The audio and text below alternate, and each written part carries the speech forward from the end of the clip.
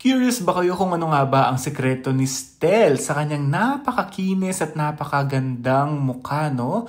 Dahil narito na nga at binahagi sa atin ni Stel sa kanyang TikTok account ang kanyang secret, kaya naman sabay-sabay natin itong panoorin. Hi guys! Kwentuhan tayo. Ayoko naman mag-flex pero sobrang daming nakakapansin na grabe daw yung in-improve nung skin ko. Thank you. Sobrang dami rin nagtatanong kung ano daw ba yung skincare ko. Kung meron daw ba akong tinagdag, kung meron ba akong binawas, or bago daw ba yung ginagamit ko. Well, to be honest guys, same pa rin. Same pa rin yung ginagamit ko mula noon hanggang ngayon. Beauty Vault Rejuvenating Set. Grabe. Ito talaga. Sobrang tagal ko na siyang ginagamit. And kitang-kita niyo yun. Alam niyo yan.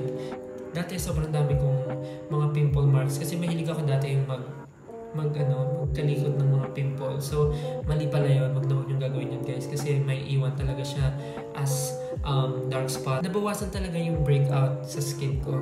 Ako kasi pagka naghihilamos, gusto ko yung mararamdaman ko sa balat ko na malinis na siya. And yun yung binibigay niya sa akin. Alam mo yung feeling na pagod ka sa training, pagod ka sa rehearsal, pawis-pawis ka. Pero pag tumitingin ako sa salamin, ang glowing ng skin, ang dewy, super rested talaga yung skin ko.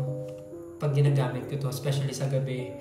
Even the skin elasticity, talagang nakita ko, naging fair, nag-brighten, nag-lighten. Yung paggamit naman ito, simple lang, meron na siyang 3 steps na susundin nyo. Sabi nga nila, trust the process. So parang, if you want to see the effect, dapat maging consistent ka lang sa paggamit. And huwag mo madaliin.